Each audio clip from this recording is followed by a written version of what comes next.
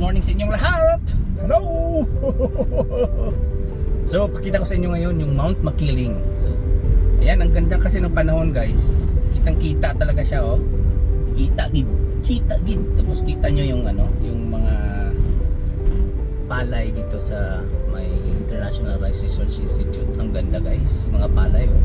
Lapit na ma-harvest. Yan, oh. Grabe, no? Ang ganda. So, ang ganda ng Mount Makiling. Maya, kita nyo yung dito sa right side, yung bubong. Puro yan, ano, mga solar panels. Grabe, no? Daming solar panels, mga guys. So, ano tayo, papasok ng UPLB. So, hindi masyado makita dito, guys, kasi takpan ng mga malalaking kahoy yung Mount Makiling. So, ayan siya, oh. No? Ang ganda, no? Blue na blue yung skies. Monday ngayon. So, nag-attend na ako sa wife ko sa office niya. So, ayan. Grabe, ang ganda nung bundok, guys. Oh, talagang maganda pag may mga kahoy yung bundok. Hindi kinakalbo. Katulad sa ating pala. So, ayan, guys, yung kagandahan pag hindi kinakaingin yung bundok natin. Kita mo talaga green na green. Ayan, no? Hamak mo yung ano, bundok na yan, no? So, ang ganda talaga, guys, yung Mount Makiling. So, ayan. Tapos dito, ayan, ito na yung papasok ng UP, guys. Kaya may garden ulit na nagbabantay. So, ayan sila. Ayan, yung speed limit dito, guys, 50 kilometers per hour lang. So, kita nyo yung Mount Makiling, guys. Ang ganda, no? So, ayun yung dito sa kabila, guys, puro to mga pili, guys. Pili. So, yung pili na yan, syempre nakakain yan, eh. Kaso hindi ko alam kung anong ginagawa sa pili na yan dito sa UPLB, pero may nangunguha din yan. Ako siguro ginagawang seedlings, ganyan. Ito yung Pili Drive banda. So, pag rainy season, guys, ang ganda na yan kasi green na green yung mga dahon din dyan. Ngayon lang kasi naglalaglagan sa summer time. Yan. Ganyan yung ano. Tapos kita nyo yung ano, guys, yung karilyon, yung puti na yan,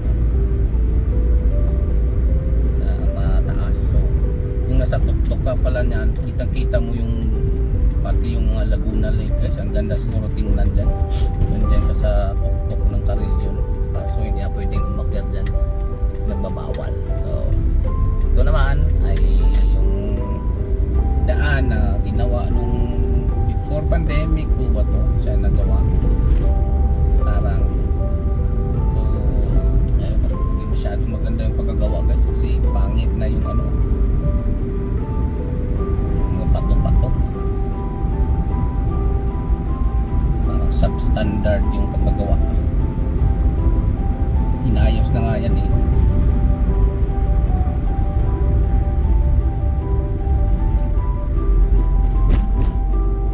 So, ito na yung dito, guys, yung malapit na sa UP Gate.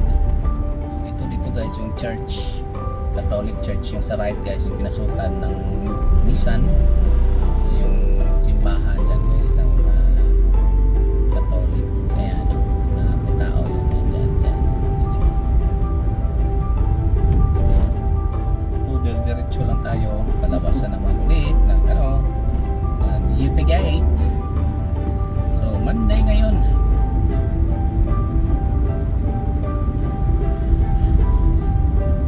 May 8.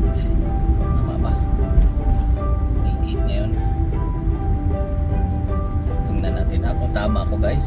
May 8 guys ngayon, araw na to.